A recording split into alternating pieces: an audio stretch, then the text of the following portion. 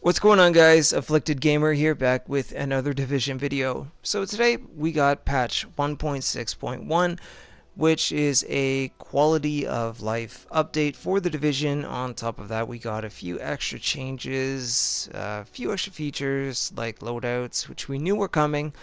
So let's take a look at these things. Let's talk about this update, and let's ask the big question: is it any good? Is it something that is going to bring back a lot of the player base that left? I doubt it, but for all of the new players that have joined the game, and for those of us that have stuck with the game, I do think it is a good and healthy change. More missions and gear sets, weapons would be very nice, and hopefully that will come with patch 1.7, but for now, this is what we have. So, when you first boot up the game, and you're at your character menu, you can go into patch notes, you'll see game changes, and then full patch notes. Those are the two things that I'm scrolling over right now. There's no need for me to read off every single one of these. You guys can read them for yourselves. But I did want to talk about the biggest changes and some of the, in my opinion, at least more important changes. So first up, we have the new feature, Loadouts.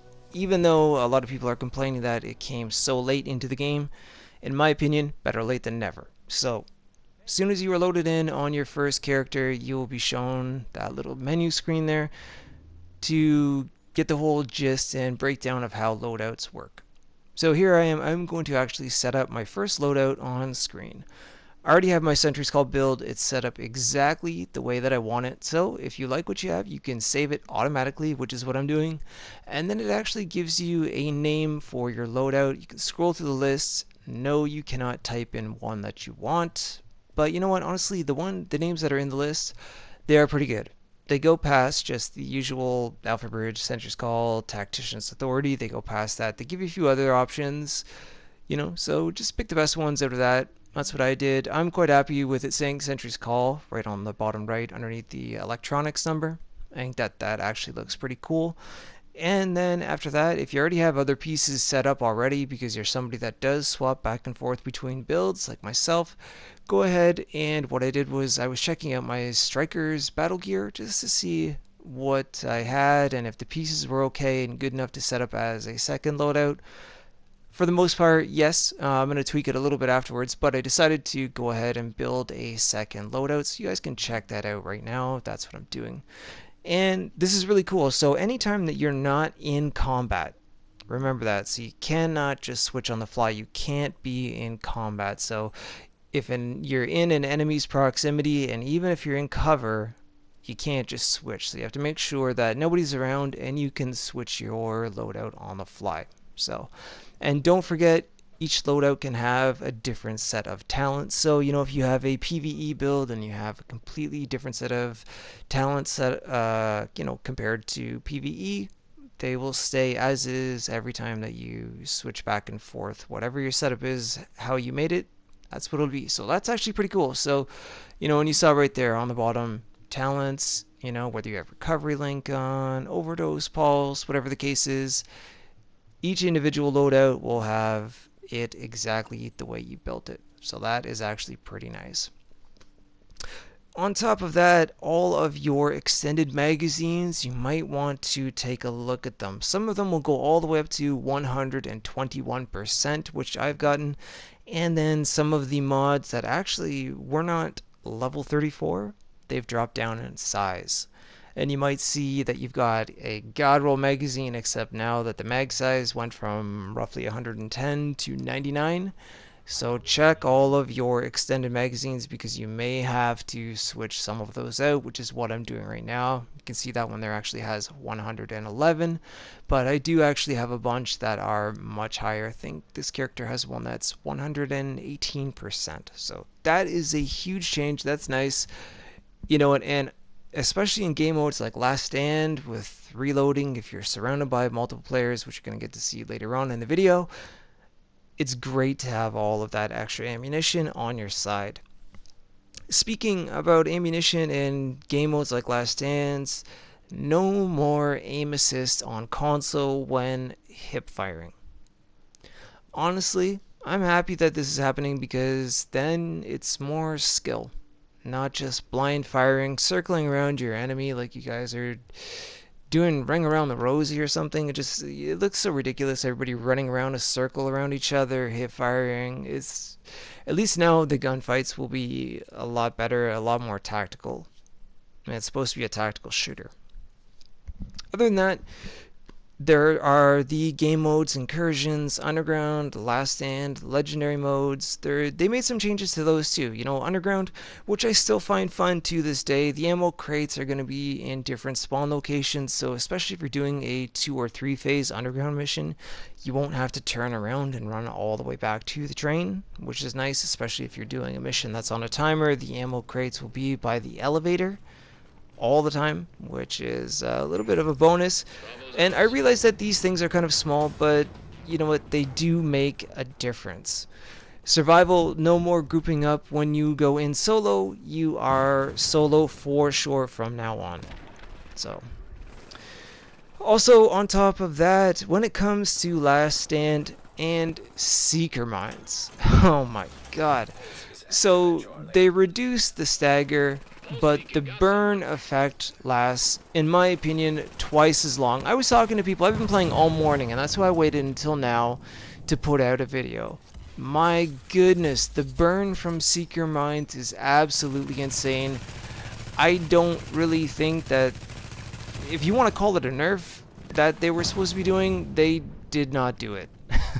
The burning is absolutely ridiculous. Now, you can get rid of it by popping a med kit. However, if you have more than one person attacking you, the first person sends out their cluster of Seeker Mines, you get set on fire, pop your med kit on cooldown, the second person goes ahead and decides to send out more Seeker Mines. There's not a whole lot you're going to be able to do, as you can see right there. Seeker Mines, and I think one more is going to come in. Come on, come on, come on. Whoa, Seeker Mines.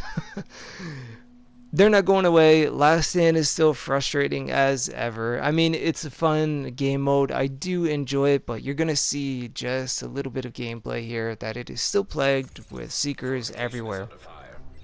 They did make the change at the end of the match with proficiency marks. So the person who, you know, got the most kills, the person who did the most defending, you'll get to see that at the end screen, kind of like a whole leaderboard. There's my applaud for the Seeker Mine with Airburst.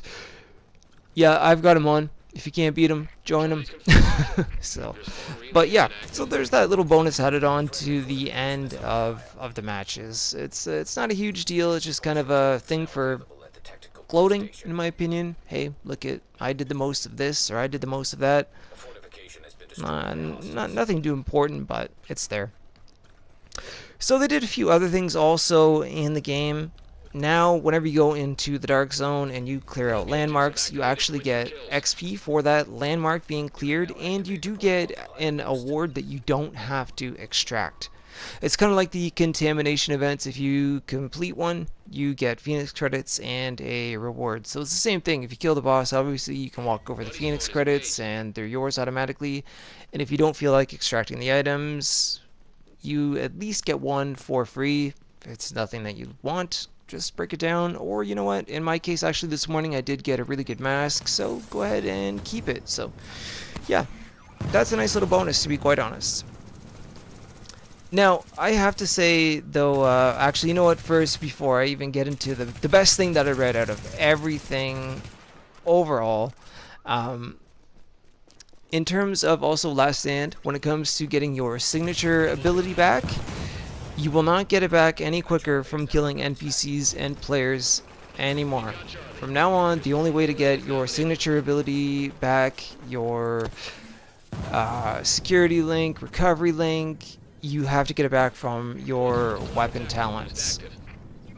You know, or if you do have a lot of skill haste stacked up on your player, then you can get it back that way.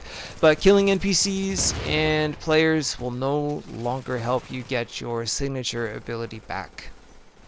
So, also, Predator's Mark may just be the next go-to gear set. We'll have to wait and see, but now Shrapnel is going to work properly if you are wearing 4 pieces of Predator's Mark. So, we'll see how that turns out.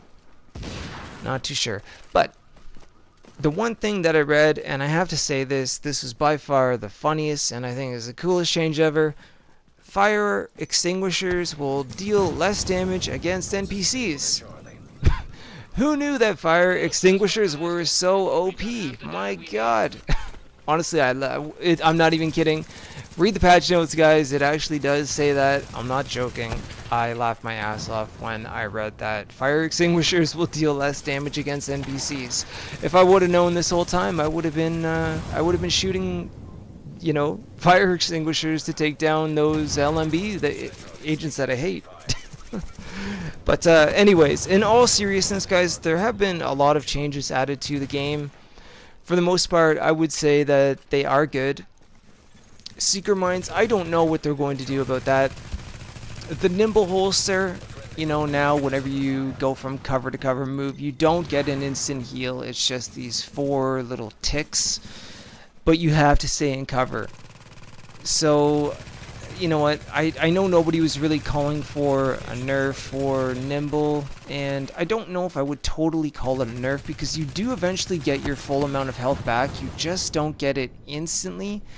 I think that in PvE, you know what, for sure it was not needed. In game modes like Last Stand, yeah, it's annoying from people running from cover to cover, but just like Seeker Mines, you can always find a way to avoid that. So, but that's what we have. And guys, there are plenty of alternatives to wearing nimble. I made a video talking about a bunch of different options, so whether you're running solo or you are in a group, there are always other options to choose from.